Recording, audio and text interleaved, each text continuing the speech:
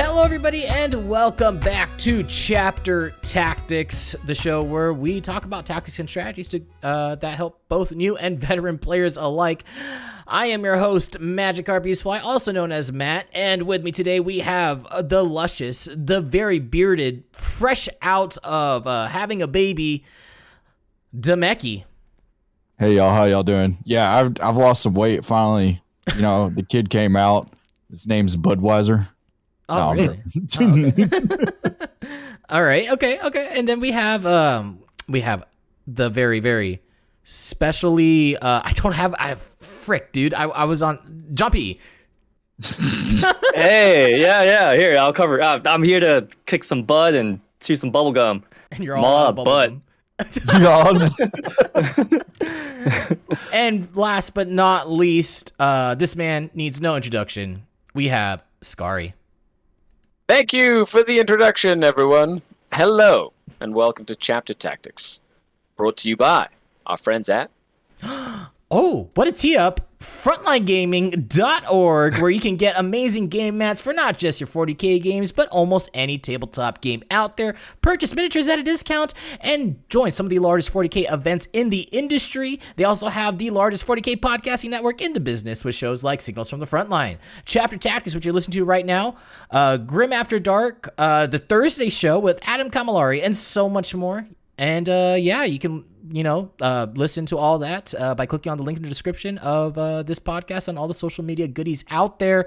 Cherokee Open, that's next week. That's this weekend. Cherokee Open. Yes, this weekend. Yeah, it's going to be nuts. After that, the next big event from FLG is going to be the BAO, the Bay Area Open.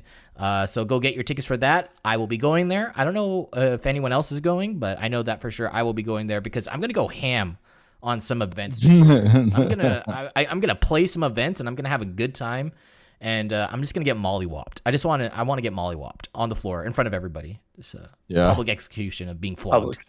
Yeah, That was quite the description. Very vivid interpretation of your experience. Yeah, thank you so much, man. I try. You gonna make it do like the shame walk, like Cersei did. Yeah, just have Shame. Demeki, can you dress up in like in a nun costume and just follow me around with a bell? Just shame. Oh, dude, yeah. But yeah, Yep. So in today's episode, we are talking about the new Tau Codex that's been out for about 2 weeks now. Wanted to hold off on this episode because the man, the myth, the legend, Demeki, who is the veteran Tau player inside of our group that plays Tau a lot. We wanted to get him on the show so then he could talk about Tau and everything like that. And yeah, dude, this Codex is so insanely good. I guess we can start off with Demeki on what you think about the Codex so far. I love it. It's a completely different army.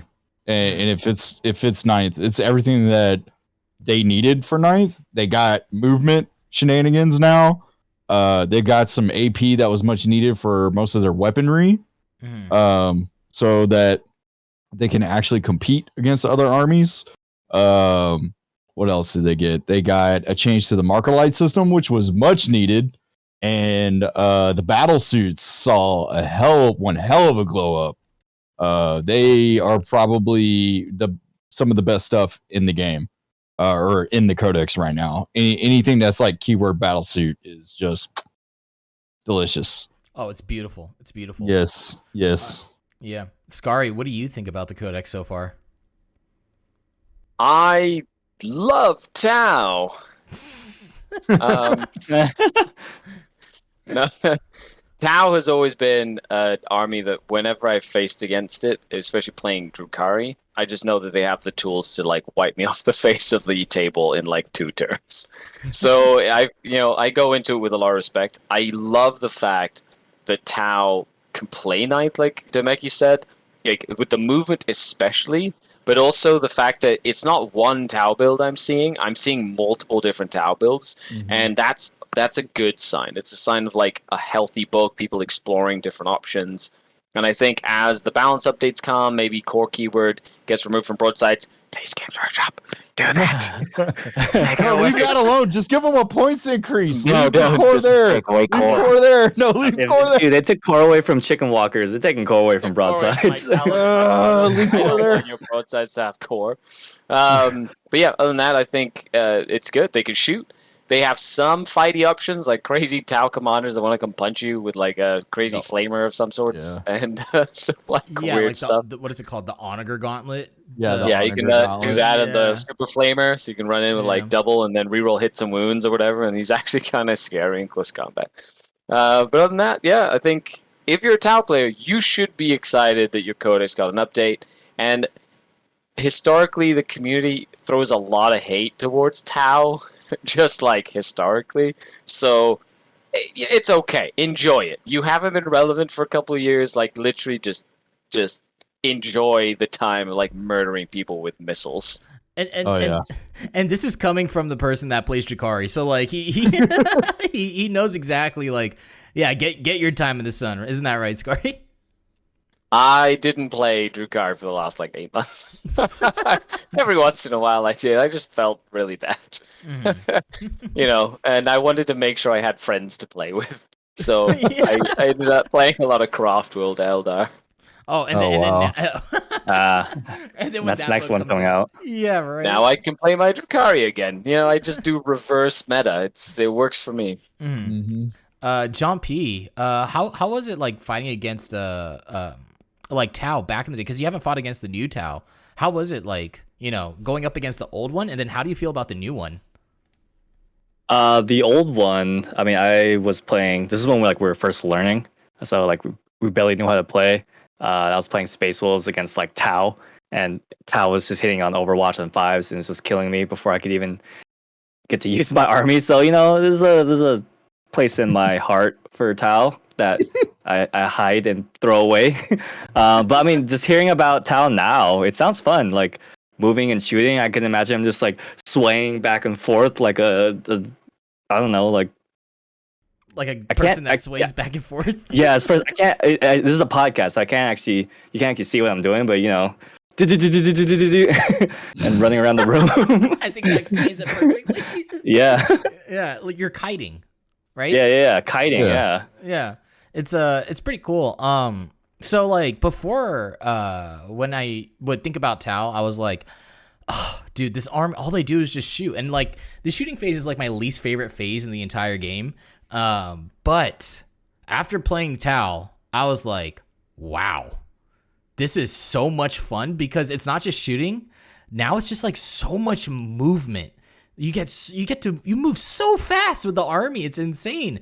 And like, it's and then like your guns it's like ranged punches, it's really cool. I like the army's really fun. That's our general consensus about Tau first and foremost. Now, going into the new Tau Codex, we're already seeing so many placements of Tau, and I feel like that this is kind of indicative of when any Codex like comes out. When it first comes out, you just start seeing like victories of it, up the wazoo.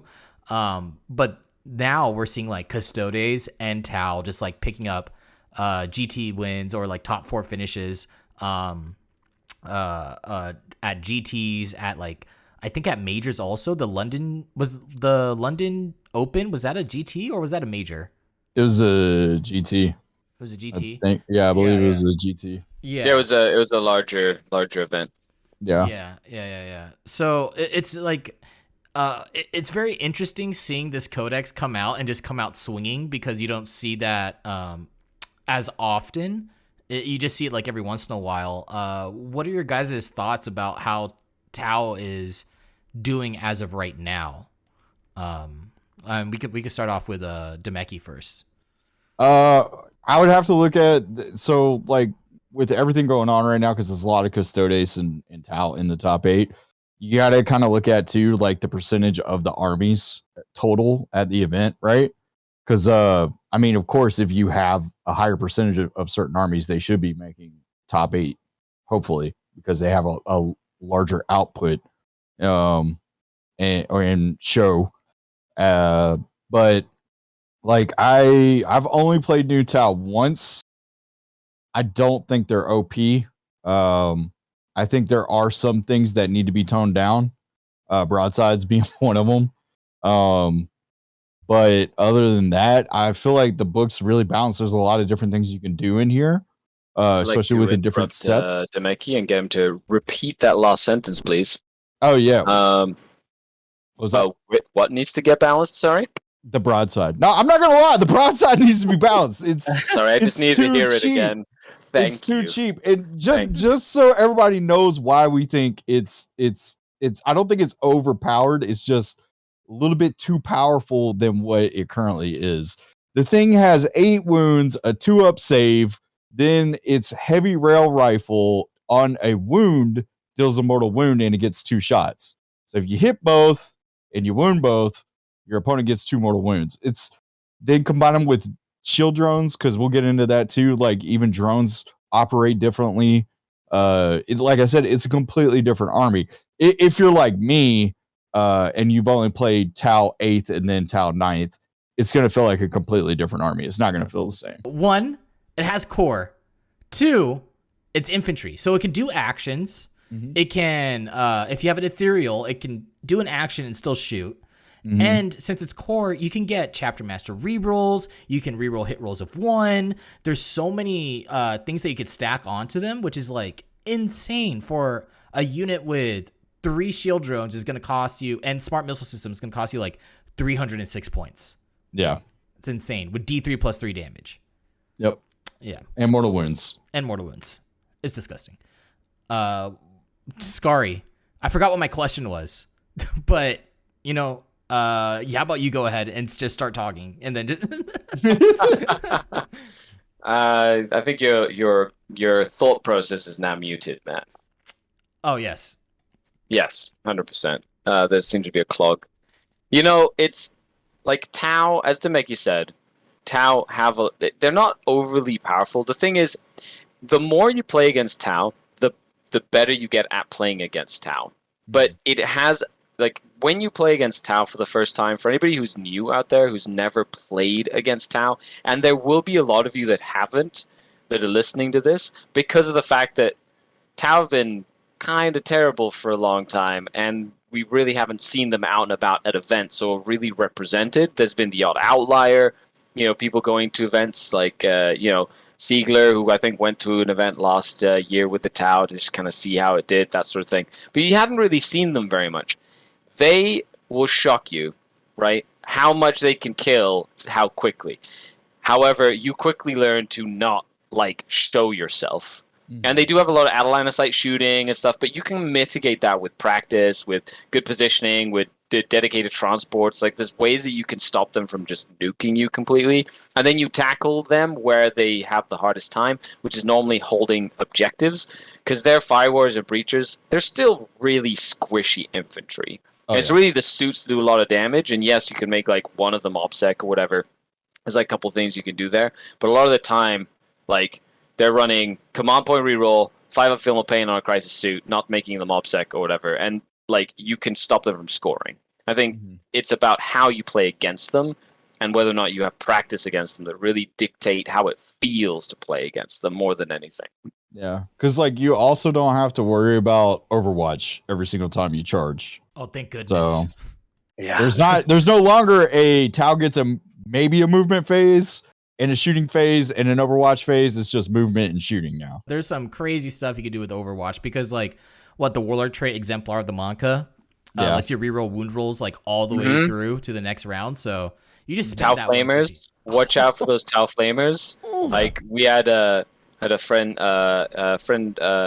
Team Canada, teammate Tim, who was playing his Drukhari against in our scrims into Tau. He had 2 Tau suits that could see this team, the court. That's 4 flamers that overwatched and did something like 36 hits or something silly because it's +2, so it's per flamer. So that's 3 flamers each. That's just +12 to another 6d6 hit rolls with reroll wounds, and the whole court just disappeared. From 2 out of the 5. Yeah, Yeah. you like. Yes, it can be very scary.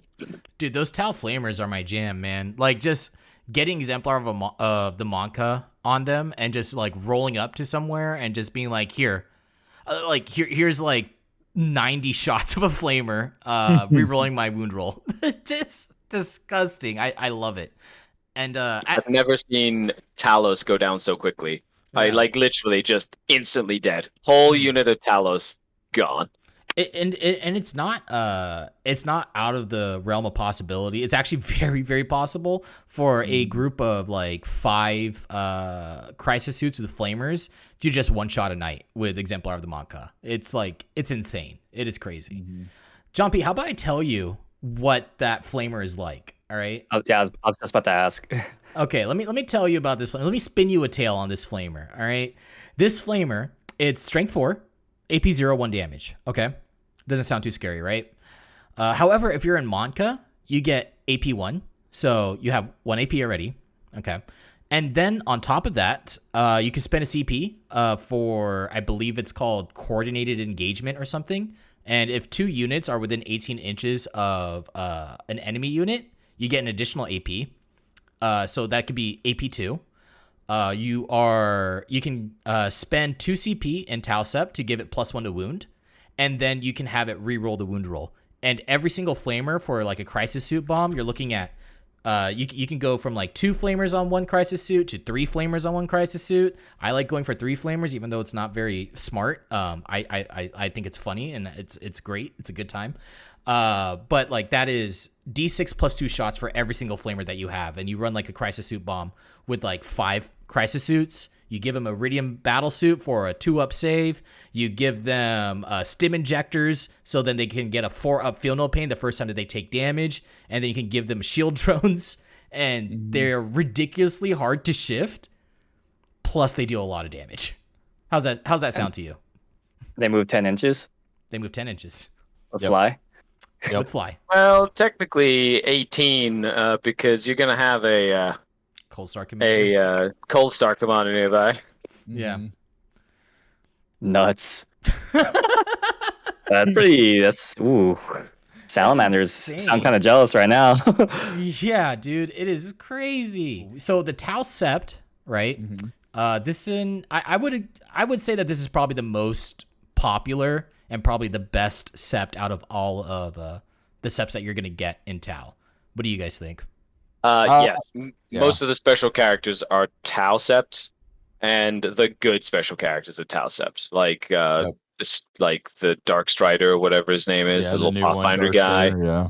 You know, the Aunshi or whatever, the big Ethereal, like Space Pope Ethereal. Like he's like super, like he's Tau Sept.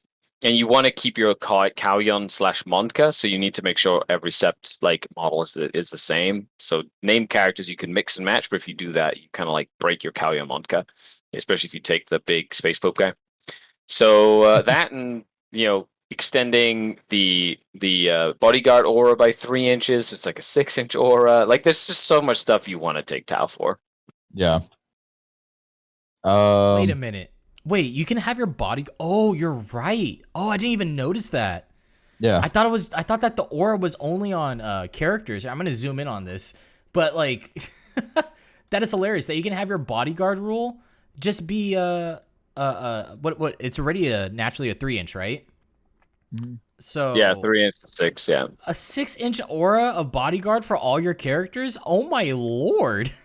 Yeah, that's a lot of people are wanting this fact just because of that. And the other thing was too is that technically you can bodyguard long strike. So like rules is written, long strike can be bodyguarded and with a 6-inch aura from bodyguard suits. And I know a lot of TOs have already said no, that's not the case. Like we're not gonna allow that. But like people are already requesting a fact just for the aura extension on the bodyguard key roll. Which is funny keyword. because like Talon Masters have been bodyguarded forever, and nobody like that's still really strong. You know what I mean? Just go punch Long Strike, okay? Just punch him, Yeah. and then he's dead. Yeah. I mean, you only got to worry about if he's got the rail rifle, just one shot that ignores impulse. You'll be fine. Unless you're a Good. succubus that's charging into Long Strike while Yeah. they are Monkaiing or whatever, and he rolls a 6 to hit, which explodes to 2 hits, and then she just dies, which was a sad moment. Yeah, yeah. Like, I feel like that a lot of the stuff that happened with Tau is that a lot of people saw the previews of Tau, and we saw like the Hammerheads, we saw Long Strike, I think, we saw previews of Monka, and everybody was so up in arms about the Hammerhead and how it just ignores invulns, and everyone was up in arms about Bork'an and stuff. But then, like, you start to realize that, wow, there is way better stuff in this codex than the Hammerhead. Mm-hmm. Right? Definitely. Yeah. It is, like, it's insane. Like, I would not take a Hammerhead at all in any Tau army. At least that's my opinion. I would never take one. Not when you can take 5 crisis suits with insert weapon here. Yeah. There's no point. Exactly. Yeah. Yeah. Yeah. But how does that make you feel, John P? That the unit that everybody was scared of during the previews is like the least scary boogeyman? Pretty scary. I mean, I guess if anything, it just shows that everything in this book has a place. So, not everyone's going to be going out and buying a specific model or models. Yeah. They're going to be able to find a way to work with what they got. Even Crew, maybe? Is Crew still good? Yeah, Crew's pretty good. Okay. Even Crew? Yeah. So, yeah, it's a sign of a good codex. Yeah, right. It's that, and that's the thing is like the codex is good. Like I agree with Demeki where I don't feel like it is too broken, and I know that might be a hot take. But like it feels like a good codex. Like it feels fun. It feels powerful. But there's a lot of stuff that I feel like that you can do against Tau in order to knock them down a peg against most opponents. After Tau Sept, though, the next big one that people probably like a lot is going to be this one right here, Bork'an. Is just another one that people might enjoy here. Demeki, do you want to go over what Bork'an really does? Yeah, I can go over it. So Bork'an gives you 4 inches of range onto all of your weaponry. Then on top of that, anytime that a vehicle or battlesuit is selected as a target with a weapon that is characteristic of 7 or less, the unit that's shooting at your vehicle or battlesuit, you subtract 1 from the strength of that weapon. It's only ranged attacks. A lot of people like Bork'an just because of experimental weaponry, which is their special stratagem.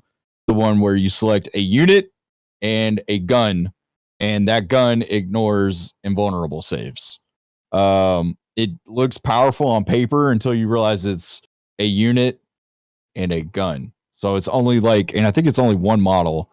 Yeah, so one model in the unit. It's not even the unit. You select one model and a gun, and that's it. It's still pretty powerful, but it's not as OP as I think people were making out. Same thing with the Hammerheads. The Warlord trait, you get to improve AP by 1 for an attack, and then an unmodified wound roll of 6 inflicts 1 mortal wound on a target. That's pretty good. I think that's pretty good. To a maximum of 3. Yeah, I've seen this one used with storm surges a lot because they have a big gun that can benefit from the extra. Well, if you take 3 of them, benefits from the extra range. But loves that, like, I can do 4 damage a pop or 12 damage a pop, and I ignore invuls, and you can kill a knight like a single volley. Like there's some spice to be had there. Before we got the update to where you can't take multiple steps anymore, that was the first thing I thought about.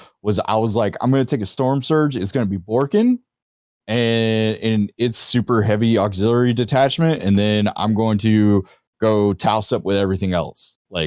That's how I was going to do it. But then the rules came out and you can't do that anymore. I was like, oh, great. So, but yeah, that was my original idea when I first saw this. Yeah, I think that the only thing that I like out of this is, one, if you're running a Storm Surge, then, take Bork'an. It might be interesting. But the only thing that I really like out of this Sept is the 4-inch range, just because it makes the Flamers, instead of 12 inches, it's now 17-inch range. which is pretty cool. And then if you go Kayun, then you get a 17-inch flamer that you can reroll the wound roll on. And that's pretty funny. I like that. Can we get a flamer count every time Matt says flamer? Dude, I love these flamers, man. Oh man, dude, they're so much fun. Somebody make that GIF right now or clip it. Yeah, just flamers, dude. We didn't even talk about one of the biggest benefits of taking Tau Sept here. So I feel like that we should probably go back Fire. to this. Yeah. So not only do you get an increase in auras, but every time that you attack with something in the shooting or fight phase, you get to reroll one hit roll or one wound roll. That means that you become a lot more efficient. And then on top of that, Focused Fire, 2 CP stratagem here. Use the stratagem in your shooting phase when an enemy model loses any wounds as a result of an attack made by a Tau Sept model from your army. Until the end of the phase, each time a Tau Sept core model from your army makes an attack against that enemy model's unit, add 1 to that attack's wound roll. Woo, that's an army-wide +1 to wound for only 2 command points. Mm-hmm. If you need to kill that one big scary unit, Tau definitely kill it dead. Very quickly. Oh yeah, it's insane. And then you know what's really interesting also is that with the way that this stratagem is worded, I believe that you can slow roll until, like, with a unit that's shooting at it, you can slow roll it until it finally deals damage, and then you can pop the 2 CP in order to get +1 to wound on the rest of your wound rolls, or on the rest of the unit. That would make sense, yeah. Yeah, because it just says when an enemy model loses any wounds as a result of an attack. So that's pretty interesting. Very, very efficient. Moving on from there, we have the next sept that people are probably gonna love the most, just because it's a fan favorite here. But Farsight Enclaves, I don't really see the benefit of this, and I think Scary, you probably know more about it than I do. What is the big deal about Farsight Enclaves? Biggest deal is you don't have to worry about putting marker lights onto things. Because a lot of the times with Kalyon, like with Monka, you're trying to get up nice and close to get really the main benefits of like getting extra exploding attacks, or to get the extra AP and all the stuff that, like, the benefits that brings. And it just means that, like, units just will usually just have +1 to hit, because you're going to be close enough to the enemy. So it just gives you an automatic +1 to hit for your whole army. And then the second benefit of the Farsight Enclaves is you get 2 commanders per detachment, which means, like, you can have up to 6, like, different types of commanders with, like, 3 patrols, which is, like, Farsight, who's a close combat commander, right? You also get access to some crazy reroll strats when you deep strike, which works really well with homing beacons. So, like, the ability to come in and do either a crazy alpha strike, which is when you come in on, like, the first turn of the game to do, like, enough damage to, like, win the game in a single turn, or a beta strike, which is, like, later in the game when you just come down and do enough damage to, like, win the game in one fell swoop. Farsight is like a very aggro, in your face, just do damage and put a lot of pressure on your opponent's style list, and it just fits into that. The biggest detriment, no ethereals, right? So you kind of give up the ability to take that, like, extra command point every turn, but a lot of times you don't need it, because like, the suits and the units are very self-sufficient, and you don't really need as much interaction between marker lights and units to get the most out of your, like, damage output. Right. And like he was saying too, when it comes to the whole marker light thing, is that now you don't necessarily have to bring a Pathfinder squad, because a Pathfinder squad is like over 100 points, especially if you give them the rail rifles, which are great. I love them. But yeah, like it saves you points now, because maybe you don't have to bake in as many or any at all marker lights. You just get up in their face and get that free 1 marker light, because that's all you really need anyways. Yeah. John P., what do you think about Farsight Enclaves? I wasn't paying attention. I'm sorry. Don't worry, just drop in, go brrr, like that. Yeah, that's one thing I remember. You drop in and go brrr. Yeah. Moving on from the seps, you also have some pretty interesting customizable seps that you can do. We're not going to go over that, but, like, there's some cool stuff in there. But moving on from there, we're going to start talking about the stratagems here. And there's some pretty freaking good strats for Tau, not just the ones that are just put into the septs, but just in general, their stratagems are really good. The first one that we should probably talk about is Breach and Clear. This is one command point. Use the stratagem in your shooting phase when a breacher team unit from your army is selected to shoot until the end of the phase. Each time a core model in that unit makes a ranged attack, the target does not receive the benefits of cover against that attack, and you can re-roll the wound roll. Whoo! That's some spicy meatballs. Demeki, you want to talk about why that's so good? Yeah, I really like the Breacher team. So the Breacher team is the way they have a gun with 2 profiles. Close range is 6 strength, -2, 1 damage, and that's a pretty spicy gun because when you're a Monka, now it's a -3 AP weapon, and you're rerolling the wound roll. So like it's going to be able to chew through a lot of things. I used it the other day. I used this to finish off a PBC. Like it's good. It's good. Plus, like, even if you manage to go up against something that is receiving light cover, like it isn't even going to matter just because of the sheer amount of AP that you already have on that weapon. If you're running the Breacher team with that configuration. But yeah, the Breacher team, I like the Breacher team a lot more than the Strike team with the new Codex. Because the thing that you could, yeah, and well, hold on. Since we're already talking about this, the reason why is because if you take Devilfish, which you should be taking Devilfish, when you're going out into a game, you want to use, where is it? What's that stratagem called? It's called the get out after you move. Yeah, it is a get out after your move, essentially. But yeah, it's like 1 CP too. So like you move the Devilfish up, they get out. Up and to then 3 Devilfishes in the right. Which Yep. is for 1 CP, 3 Devilfishes. It's so silly. Yeah, it's ridiculous. So you pop that stratagem, you pop Breach and Clear on your Breachers, and they will delete anything that's probably directly in front of them. Yeah, it's pretty nasty. And the combo that he's talking about is with Devilfish, where Devilfish, if you are in Monka, you can use this stratagem called Combat Deparcation. And if you're in Monka, you can select up to 3 Devilfish to move and then have the units inside disembark. Devilfish already have a natural built-in ability where they can move 9 inches up the board turn 1. And so you can move 9 inches. In Monka, yeah. So in Monka, the reason why we say 9 inches is because you're always going to choose Monka. Spoiler alert. Just saying, I've played against a couple of pro players that have been using Kauyon, and it can get really silly. Okay. You have no idea how many attacks how many hits they get late game. Wow. It is some spicy stuff. Plus with that full back and shoot it's really good. Okay. All right. We can talk about that in a little bit. However, if you are in Monka, you get to move the Devilfish up 9 inches. They move another 12 inches. You disembark for 3 inches, and then the unit can move 6 inches. So how many inches is that? What is that? Enough inches. That's the technical term. Yeah. So you can just get up in the face of your opponent really fast. I think it's more about going around because it's not just about it's about being able to bypass obscuring terrain and literally go and see around walls and corners, so that if somebody's trying to hide from you, you can literally go and be like, I see you now, and then shoot them. Yep. Yeah, it's pretty nasty. Moving on here with the rest of the stratagems. This is one that I really like here. It's called Relentless Fusillade. This one uses the strat in the shooting phase when a strike team unit from your army is selected to shoot.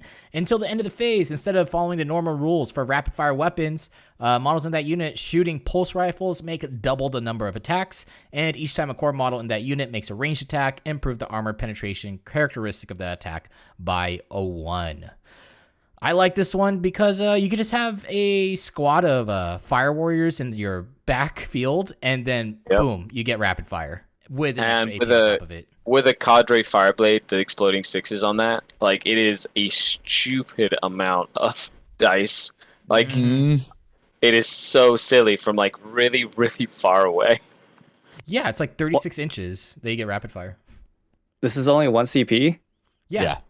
There are 2 Yes. bullet points. Yeah. Yeah. You should be spending 1 CP per bullet point. I know, right? Same with the breach and clear. 2 bullet points, 1 CP. That's crazy. I just want to say, whoever wrote the Tau Codex, I don't know who had the bright idea of making a minus 2-inch to charge a battlesuit 1 CP, but Bruh, that is the most ridiculous I love it. stratagem ever. Like just literally just sitting there, and then there's so many ways to stack stuff on top of that. Take the Forge World suits that already give you a -2, for example. They have like a -2 to charge them, and then it's -4 for a CP just for that unit of suits, like the hazard suits. The whatever they're hazard called. suits. Yeah. You go into a crater or a forest, that's an additional -2. If you somehow are charging a unit of pathfinders nearby with a drone, that's another -2. And then on top of that, you can have the like crazy inhibitor thingy where you can like force people to like charge less and have their charge rolls. Oh yeah. Like, you can literally have units be 2 inches away and have to roll like a 10 to get into these things, and it's silly. Oh yeah. Yeah, custodians eat your heart out. Screw your Tanglefoot. Well, you know what's also interesting about that is that anything that comes out of Deep Strike, good luck charging a battlesuit. Like, what you're gonna have to be, you're gonna have to roll an 11, at the very least in order to do it. Ooh. But John P, you have a unit that ignores that, so pretty nice, right? With AdMech and also Space Wolves even. Space Wolves could use keen senses to ignore that. Mm-hmm. And yeah, the same with AdMech. Yeah, pretty good. Yeah, pretty Yeah, good. Rust but, like, Stalkers are good for that, and so Death Guard. That's right. oh yeah, Death Guard too.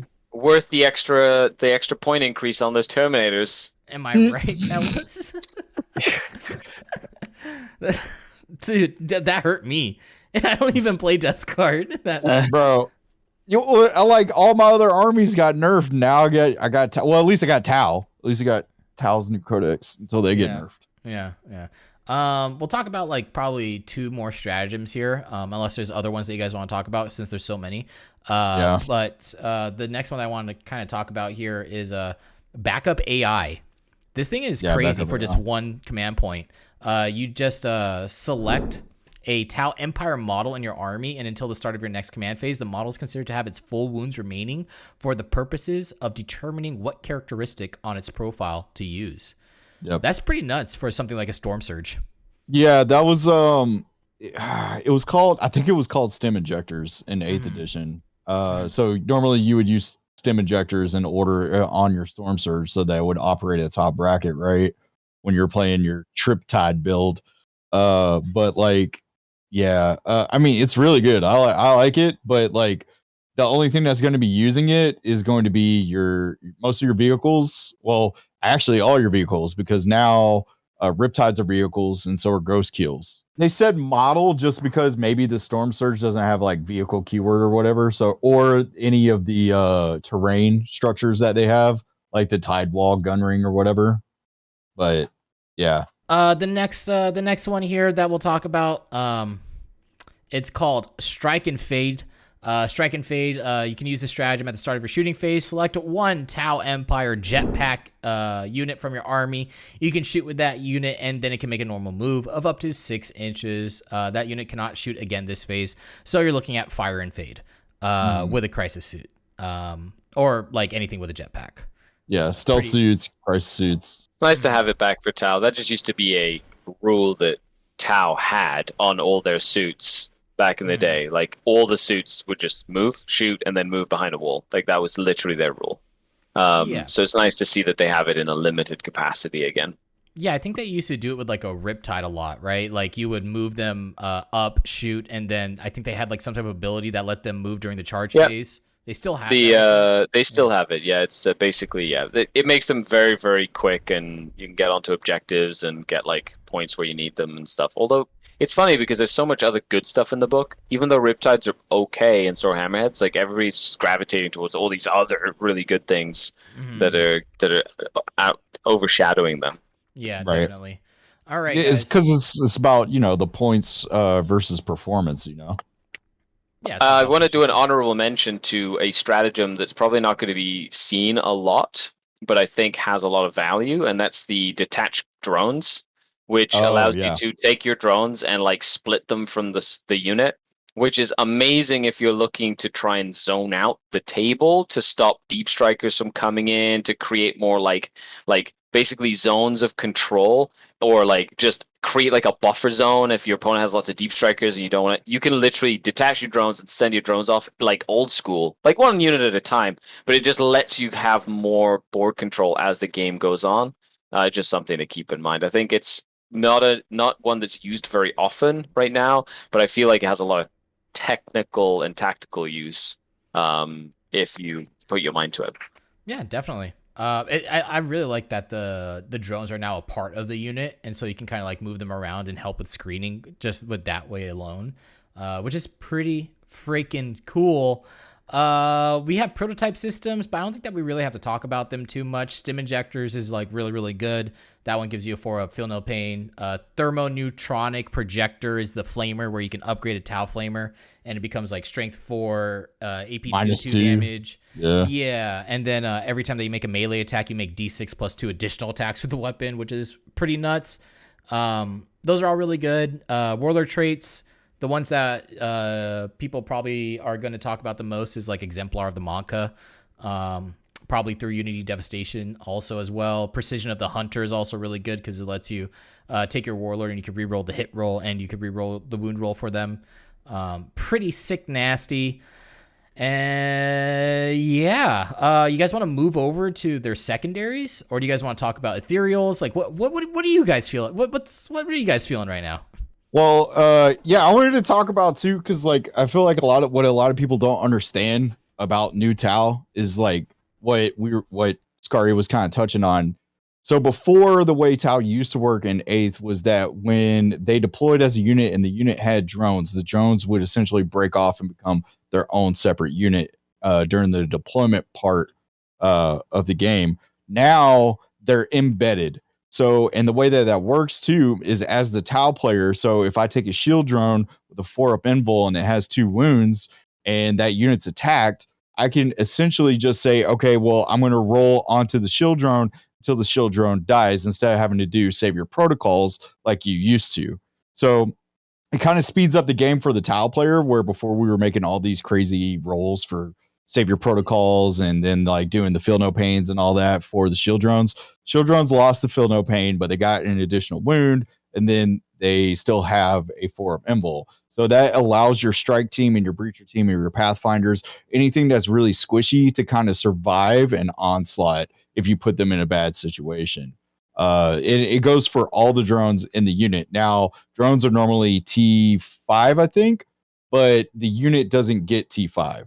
The unit stays at whatever it is, even if there is a drone in it. So if it's your fire warriors, they're T3, and then your drone's toughness doesn't play a factor into it. Yeah, it makes it's a lot more streamlined. I think that's what you're trying to say, right? Well, that, and I'm trying to let people know, like, it's no longer, because the strategy used to be shoot the drones, right? How do you beat Tau? Shoot the drones. Now you don't have the option to shoot the drones. You have to just figure out, what units have drones in them and then try to clear. If it's like marker light drones and you're trying to get rid of all the marker lights, if they're not running Farsight Enclaves, then you want to go after that. Just to keep that in mind as a person that's playing against Tau. The invocations for the Ethereals, Wisdom of the Guides. If this invocation is inspiring, you gain 1 command point, and you can upgrade him so then he can have a humble stave, and then you just get 1 CP every single turn on a 2-up. That's nasty. 2 CP per turn. That's pretty cool. That and plus something else. You know what I mean? And So something else. Yeah. that humble stave is like a relic that you're just going to take. Yeah. Which is a bit of a shame. Like when you have auto takes that, like, why wouldn't you not take this? Mm-hmm. Right? It kind of does overshadow a lot of the other cool stuff that they have. But like it's just so good. Why wouldn't you take it? It's just incredible. It's like any time a Space Marine character takes a chaplain, they're gonna upgrade the chaplain. It's or an the same. apothecary. They're gonna make it. It's like every monster apothecary is on every battlefield in every chapter ever. And then the other invocation that you take, probably Sense of Stone, because the Ethereal has a built-in. So, like, the Ethereal has a built-in pick a unit, and then they could do an action and shoot without it failing. She can do another invocation where she can have that, which is insane. So you can have like 2 units do an action and still shoot, which is crazy.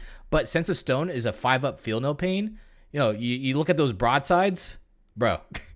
Now those broadsides have a 5-up feel no pain. And then the crisis suits have a 4-up feel no pain with stim injectors when you activate it. Like, those things are not dying anytime soon. Going over the chapter approved rules, these are the secondaries for the Tau Empire here. There's one in here that I really like, and then the other ones I think is just like hot garbage. I guess we can go with Scary on how you feel about some of these secondaries real quick, if you want to go through that.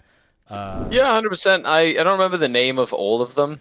However, there's one that's like a retrieve Nachmund data, which is instead of doing it like 6 inches away from the halfway point. So in match play, for anybody who isn't like, if you're listening to this, you probably know what match play is. But you're trying to get secondaries to score points, and that requires actions or being on parts of the table or killing certain things. So the important thing about their Battlefield Supremacy one, what's it called again?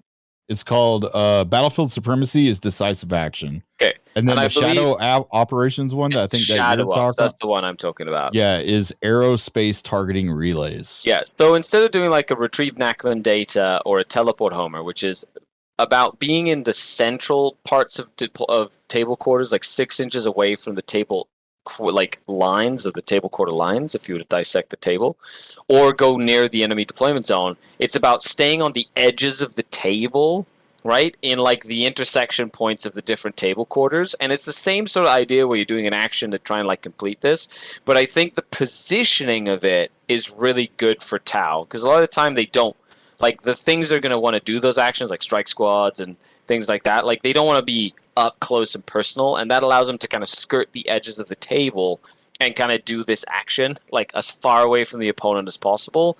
And so I really like that secondary specifically. There's also another one which is like a stranglehold, but it's like better for Tau, which is the Battlefield Supremacy one. Yes, I love that one.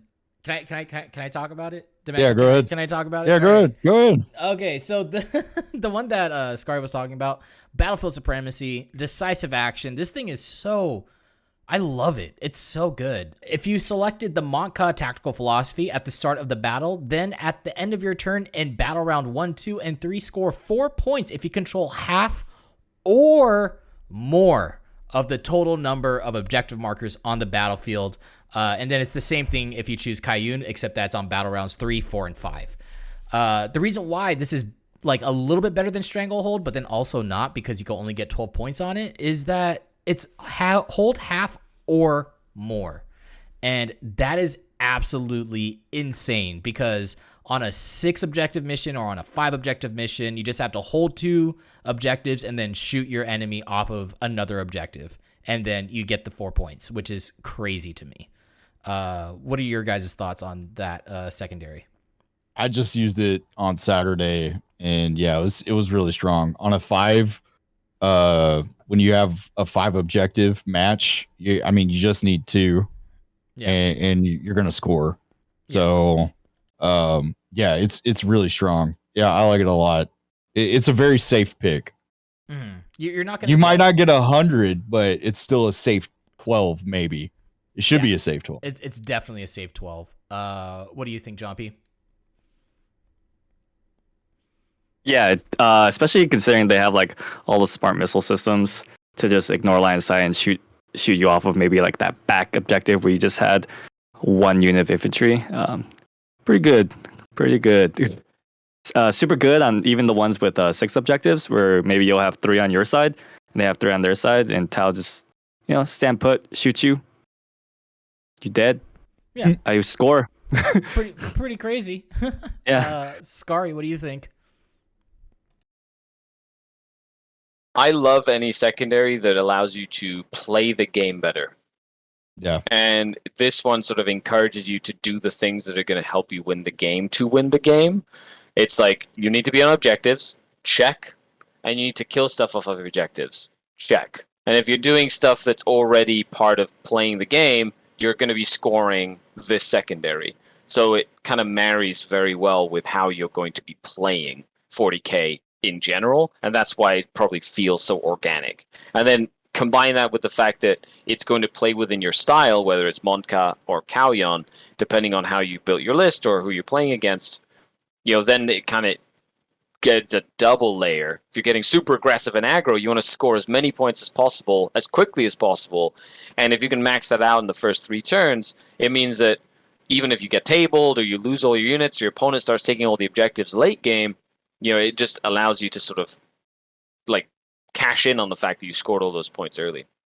Yeah, it's like front loading your points, so then you can kind of just lay back in the towards the end of late game, or lay back during like the beginning of the game. It's kind of like how Harlequins played back in the day, in the beginning of 9th edition, where you just front load all of your points and then you just get dwindled down after that, but you already have such a huge point lead that it doesn't matter anymore. That's kind of like how it feels. Obviously, it's in Battlefield Supremacy, though, so you can't get Stranglehold, and you can't use Engage on all fronts. So you're missing out on there, but, I like it a lot. Moving on, we have the Philosophies of War. These are your Monka and Kaiyun stuff. We'll breeze through this one real quick, and then we'll talk about like how ideas that we have in order to take down the Tau Empire. And how we feel about the entire Codex as in general. Demeki, do you want to go through what these do? Monka and Kaiyun? Yes. Yeah, sure. So for Monka in battle rounds 1 through 3, each time this unit makes a normal move or advances in your movement phase until the end of your shooting phase, it counts as having remained stationary. Each time a model in this unit makes a ranged attack that targets the closest eligible enemy unit within the range shown in the table below, improve AP characteristic of that attack by 1 and reroll wound roll of 1. The ranges are as follows: battle round 1, 18 inches, battle round 2, 12 inches, battle round 3, 9 inches. Kaiyun is battle rounds 3 through 5. This unit is eligible to shoot in a turn which it fell back. If it does, then until the end of each turn, a model in that unit makes a ranged attack, subtract 1 from the attack's hit roll. Each time a model in this unit makes a ranged attack that targets the closest eligible enemy unit within 12, that model is not within engagement range of any enemy units and did not fall back this turn. On an unmodified hit roll of the value shown in the table below, if that attack scores a hit, it scores 1 additional hit. So you get exploding. Exploding starts with 6s on round 3, 5-ups on round 4, and 4-ups on round 5. I really like Monka. A lot of people like Monka, but apparently Kaiyun, people like Kaiyun as well. Skari, do you want to shed some light on Kaiyun? So, Patient Hunter is Kaiyun. It's all about kind of biding your time and playing at, for example, practicing for the WTC, like at an international level. The game isn't necessarily just about winning. It's about losing by less or winning by more. So you want to try and get as many points as you can while denying your opponent points, or if you're in a bad matchup, trying to deny them the ability to take away points from you. So keeping all your points and denying them all their points. And so I recently played a game against one of my teammates, and he ran Kaiyun, specifically because I was running like an aggro Drukhari list that he knew, like he ended up going second. And so instead of like jumping on me, he decided to go Kaiyun and just sat back and let me come to him for like 2 turns, and then literally just like pounced on me. And all of a sudden, with all the rerolls he was getting and whatnot, like his rail guns and his big gun, like every 6 or every 5 or every 4 was double the amount of hits.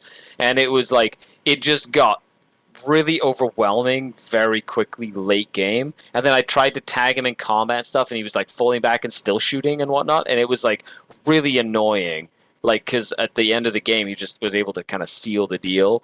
And it's not something that you see very often, but sometimes you want to hide for 2 turns, right, and then start playing the game. And I think it's nice to have that option. You don't have to use it every time, but there'll be 1 or 2 matchups where doing that will be better than Montka, right? And it'll be that practice that tells you, hey, this game, I don't want to just be in your face and get really close to you in the first turn, because then I will lose, right? And I think it's that being able to do the difference or separate the two will separate the good Tau players from the great Tau players.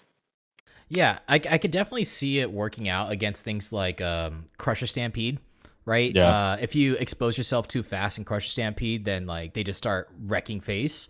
But if you just hold back just a little bit, especially since a lot of monsters in Stampede has like a 3-up save, your AP 1s and your AP 2s are gonna like take them up to their invulns anyway. So I can definitely see this being a late game choice against Stampede. Unless you just have the chaddest of chads and you're just like, I'm gonna go straight for it and see what happens. Just yeet on in there. Yeah. And I mean, like, Grey Knights play kind of like the same way, just super cagey. They're not going to go all out turn 1 or turn 2, and then they wait until you're in the middle of the board, and then they come out on turn 3, 4, and 5 in order to score their points. So I could definitely see it. Yeah.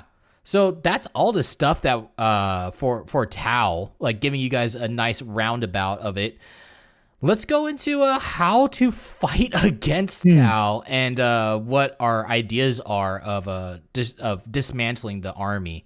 Well, let's go with Demeki first, and then we'll go with John P, and then we'll go with Scary, and then yeah. So Demeki, how about you tell us how do we defeat the Tau? So the first thing you would probably want to pay attention to when you're up against Tau is what sept your opponent took. So if they took anything other than Farsight Enclaves, they're probably going to have some marker light units. Wherever they tell you the marker light units are, normally Pathfinders and whatnot, you want to focus those first.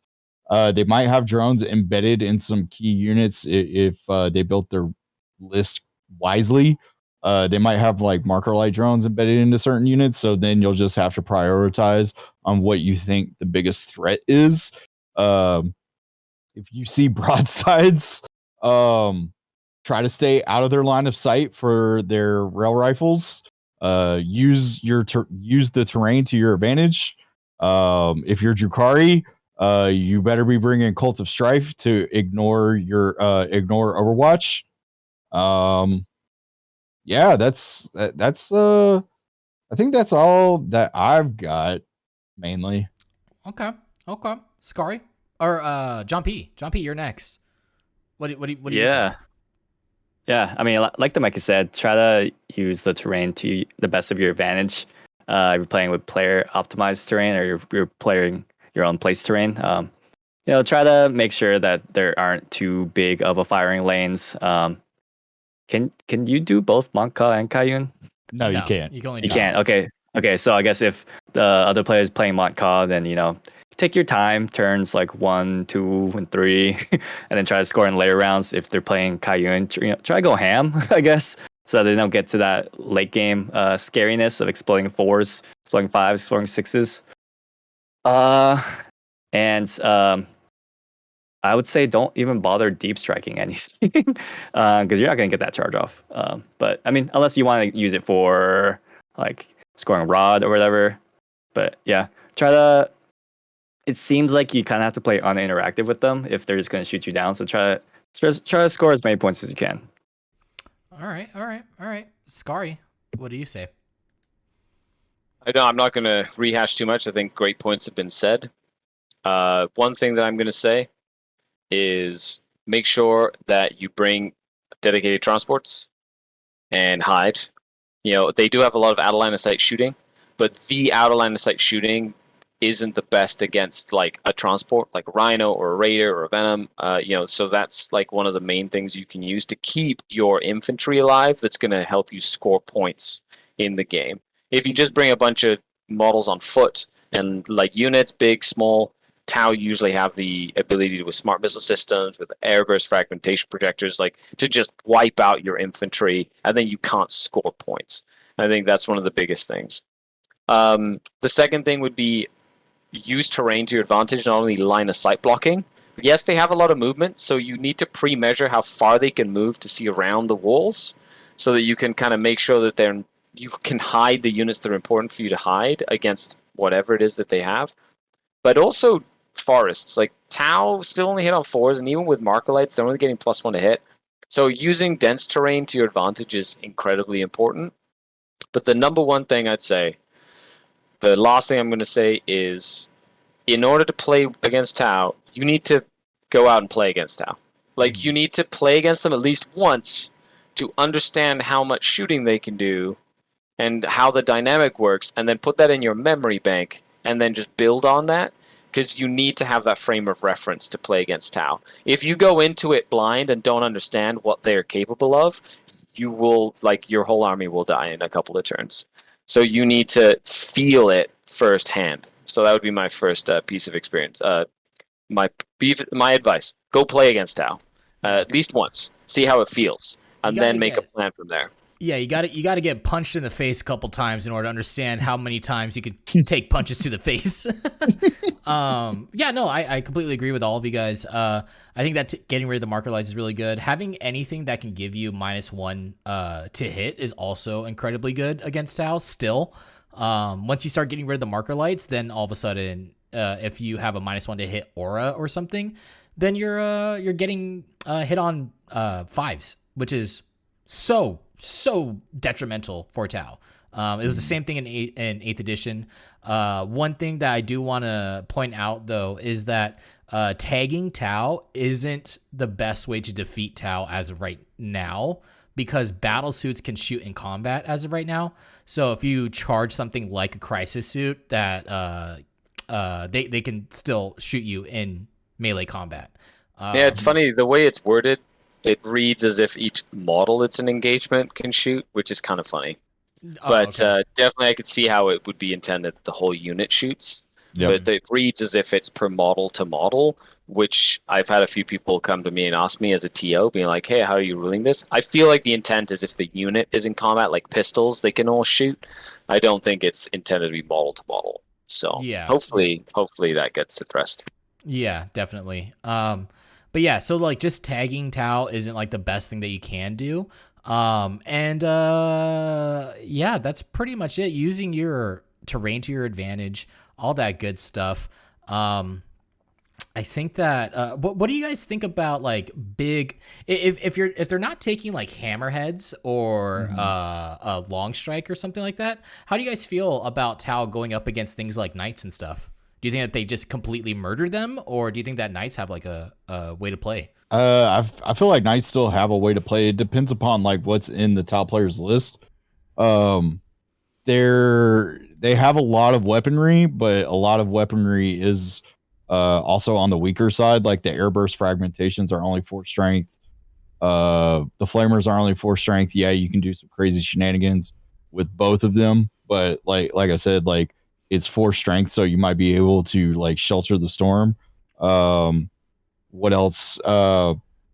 If they're not running broadsides, I would say that you definitely have a lot better chance of surviving against Tau if you're a knight player.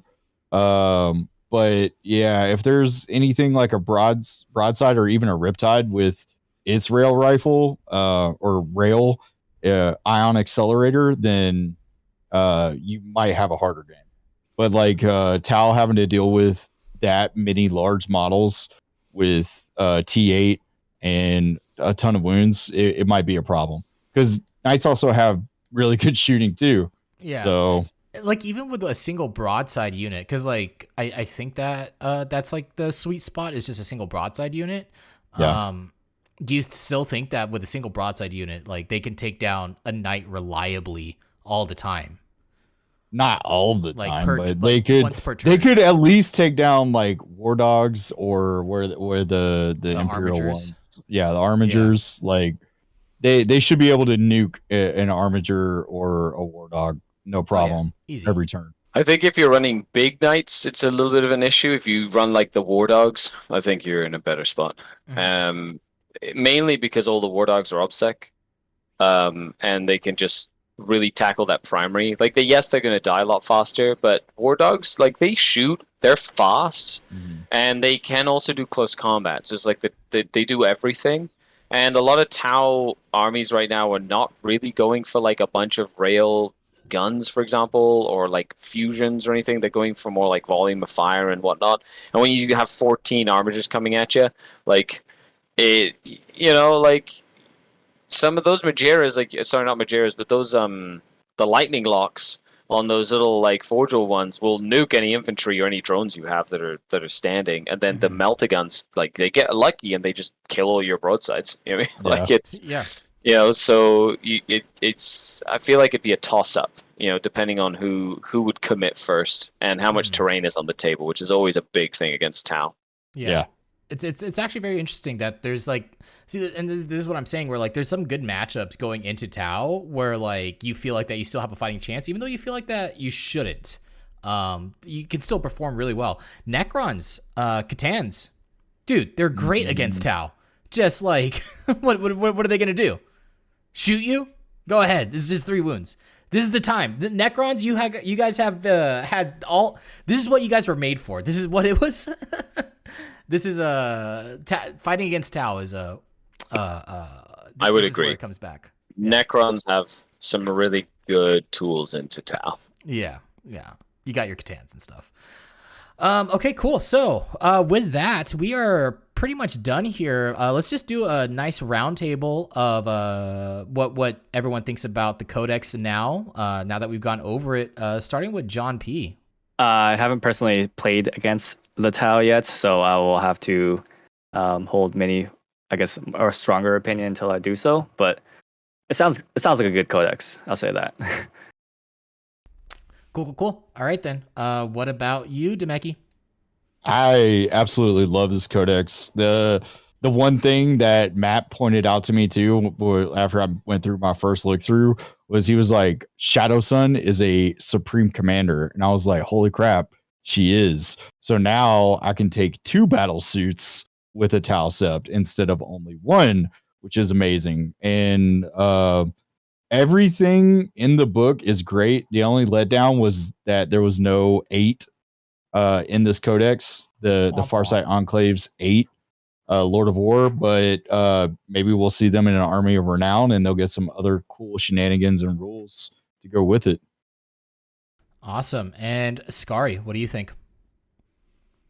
I'm glad they're good again. Like, I love that there's an army like Tau in the meta, because there's some builds that like they just completely crush, and I think that's good. Like I kind of like the rock paper scissors aspect of Tau. It's like a 7 or an 8 out of the 10, in terms of you're rating them, and it's nice to have an army that's like there. But I love that they play 9th edition so well, because it's just good. It means that people have to build more tools into their list to deal with a variety of different things that they might see, and one of them is now Tau, and so that is going to hopefully spur some creative list building from the community at a competitive level. Yeah. As for myself, I think that the Codex is actually really, really good. I think, hot take, I think it's pretty balanced. I think that there's some stuff that they can do. There's some stuff that they can't do. I think that a lot of their stuff is actually very expensive, so they can't like have all the toys that they want to play with. So it makes it more balanced that way. Like if you're going to take broadsides, that's like 300 points. If you take crisis suits, that's like another 300 points. Like you're running out of space very quickly in your army. And so you can't have all the tools to deal with everything in the game as well and as efficiently as you possibly can. And I think that that's healthy. I like it. So that is it for this episode. If you guys are watching this on the stream, we will be answering questions. So get your questions in now and we will talk about it. I saw some people typing in chat that I feel like that we could talk about. We'll talk to you guys for like about another 10 minutes before we end off the stream. But that is going to be it for this episode of Chapter Tactics. Let's do some plugging. John P., where can everybody find you at? You can find me on DiceCheck, youtube.com/DiceCheck. I've also been streaming recently, so you can check me out on Twitch, twitch.tv/JoeNathanP. That's also my Twitter. That's also my Instagram, if you partake in any of those. Heck yeah. Demeki, where can people find you?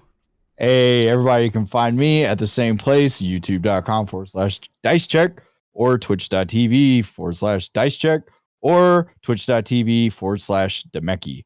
And I don't know my social media plugs, so sorry. Awesome. And Scary, give us the good old-fashioned Scary plug. Whoa. I have got a green background. I thought it was fitting.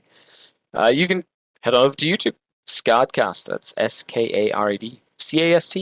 On YouTube, Patreon, Twitter, Instagram, Facebook, Reddit. You name it. I've been around. But thank you for listening, everybody. Heck yeah. And as for myself, you can find me. I'm running out of places where you guys can find me at. You can find me probably on the I-15, running down just the freeway, just full on butt naked. If you guys see me, just honk, and I'll do a little flip in the air. I'll do a nice kick flip, like all the cool kids do. But yes, we'll see you guys in the next episode. Thank you guys for watching, and we'll see you guys next time. Goodbye, everybody. Bye-bye.